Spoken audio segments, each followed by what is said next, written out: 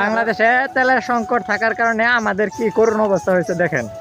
আমরা মনে করেন যে সিরিয়াল দিয়ে তেল কেনার মতো সময় নাই আমাদের, কাজের এত ব্যস্ততা যে কাজ সারাদিন, আজকে সকালে গেছি সারাদিন কাজ করলাম, দুপুরে খাবার টাইমটাও পাই নাই। মানে বাড়ির যা মতো ওটা তো সিস্টেম আগেই বন্ধ হয়ে গেছে গা। কারণ হইতেছে মোটর সাইকেলে তো তেল তুলতে পারতেছি না, তেল কেনার সময় নাই।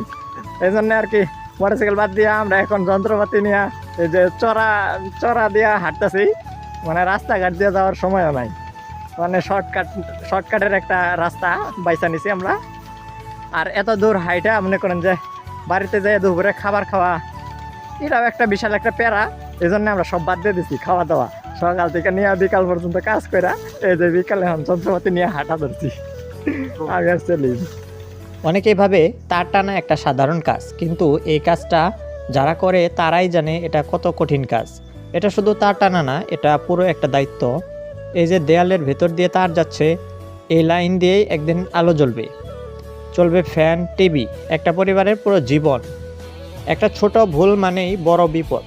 তাই আমরা কাজ করি খুব হিসাব করে, প্রতিটা লাইন মেপে দেখে বুঝে তারপরে বসাই। আমাদের কাজের একটা নিয়ম আছে, যা বলি তাই করি, আর যা করি সেটাই যেন ঠিকভাবে দাঁড়িয়ে থাকে। আমরা চেষ্টা করি প্রতিটা কাজ সূক্ষ্মভাবে করার জন্য, কোনো শর্টকাট না নিয়ে। আজকের কাজটা যদি ঠিক না হয়, কাল সেটা সমস্যা হয়ে আমাদের কাছেই ফিরে আসবে। আমরা চাই যে কেউ আমাদের কাজ দেখে বলুক, হ্যাঁ কাজটা সুন্দর হয়েছে, ভরসা করা যায়। এই যে তার টানার কাজ, এটা শুধু আজকের জন্য না, এটা অনেক বছরের জন্য নিরাপত্তা তৈরি করা। আমরা শুধু তার লাগাই না, আমরা একটা ঘরের বিশ্বাস তৈরি করি। একজন ভালো ইলেকট্রিশিয়ান কখনো তাড়াহুড়া করে না, সে দেখে ভাবে তারপর কাজ করে। কারণ বিদ্যুতের কাজ মানে দায়িত্বের কাজ। দিনের শেষে যখন সুইচ অন করলে আলো জ্বলে ওঠে, ওই মুহূর্তটাই আমাদের সবচেয়ে বড় পাওয়া। তখন মনে হয় আমাদের কাজেই এই ঘরে আলো এসেছে। আমরা সবসময় চেষ্টা করি কাজের মান ভালো রাখতে, কথা আর কাজের মিল রাখতে। আর মানুষ যেন আমাদের কাজ দেখে আবার ডাক দেয়।